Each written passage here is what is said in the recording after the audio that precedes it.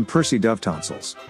On this date in 1606, England officially adopted the Union Jack after a suggestion by a Jack in the Box restaurant. You were supposed to look for the Union Jack label to ensure it was an authentic English flag. On this day in 1853, the very first truancy law was enacted in New York. Parents whose children, aged 5 to 15, were absent from school were fined $50. That resulted in their campaign slogan, "Looky, looky, don't play hooky."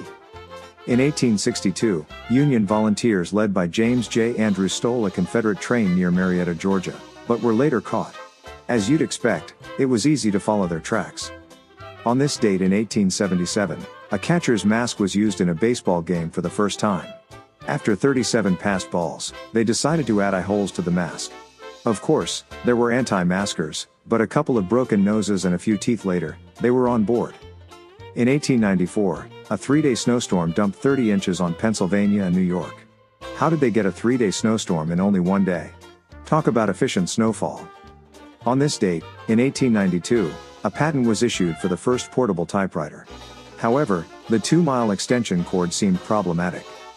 In 1921, Iowa became the first state to impose a cigarette tax. Those who felt their tax money went up in smoke were right. Today is National Only Child Day, National for 12s Day, National Colorado Day, National Grilled Cheese Sandwich Day, National Licorice Day, and National Big Win Day.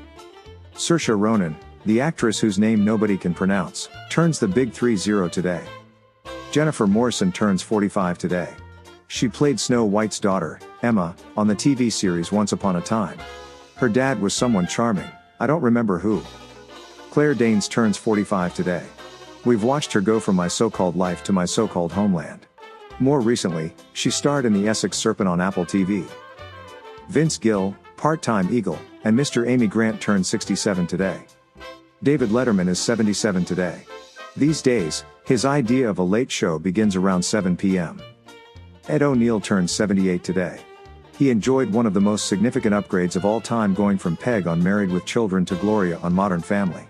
And since Sofia Vergara was his last TV wife, no presents are necessary. John Kay of Steppenwolf turns the big 80 today. I was born to be wild.